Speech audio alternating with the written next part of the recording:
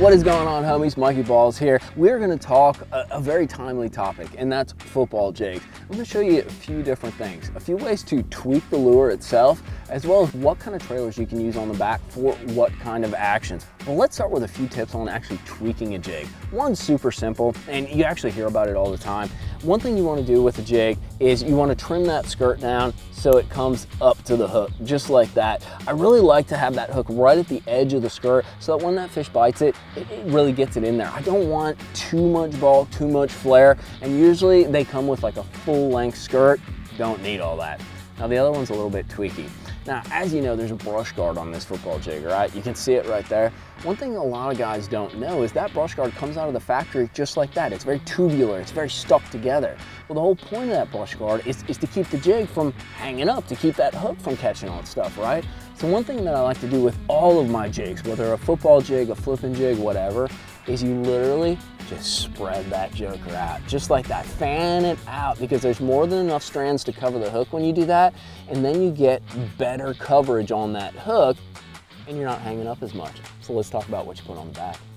So there's really three trailers that I use with a football jig specifically, and I got kind of a funny little phrase with them. One of them's normal, standard, the other one's OG, and the other one's just weird, dude. But the OG one, old school gangster, and you guys probably recognize it, and that's a chunk. And what's really cool about a chunk is it's very free flowing. Normally what you do with a chunk is you're just going to slide it right over the hook right there, and it's very loose. You can see it actually slides back and forth. If you're looking for sort of a gliding, sort of free motion action on your football jig, that's what you want to go with. Not much kick, but just a nice little kind of soft paddle to it. The other one that I like to use, and this is the weird one, because you know, Mikey Ball, a little bit weird, right? This is sort of a little tweak that I figured out brush pile fishing down in Florida. And I'll take a stick bait kind of like this. It can be 3-inch, it can be 4-inch, even a 5-inch if you got magnum fish. And you think I'm gonna thread it up the hook right now. Now, what we're actually gonna do is wackify it. So you actually put it on the jig wacky like that. And what's really cool with this is it creates the wacky action, you know, so you have the kind of shaking back and forth. But what's nice too is it slows the jig down, slows down the fall, slows down how it moves forward, and just creates a very large package. Because we always talk about jigs as being sort of a bulky, sort of big fish presentation.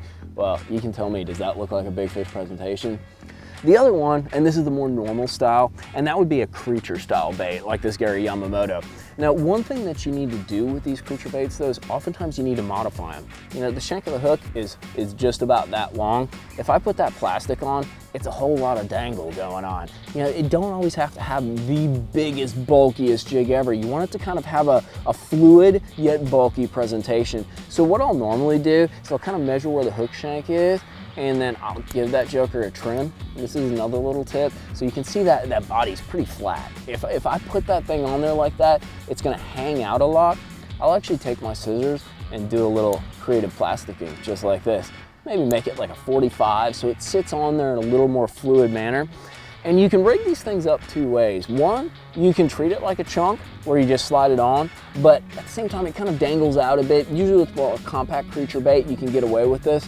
But if you don't want that body to be sliding up and down as you're dragging it through things, you simply just thread it up the hook and find that keeper right on there and pop her on. And that looks pretty, doesn't it? And you have a nice bulky presentation. Those flappers and a kick and glide as you're dragging it through. And you're also not gonna get any slide on that trailer when you're actually dragging it through some cover. There's a reason football jigs are such a classic part of the bass fishing arsenal.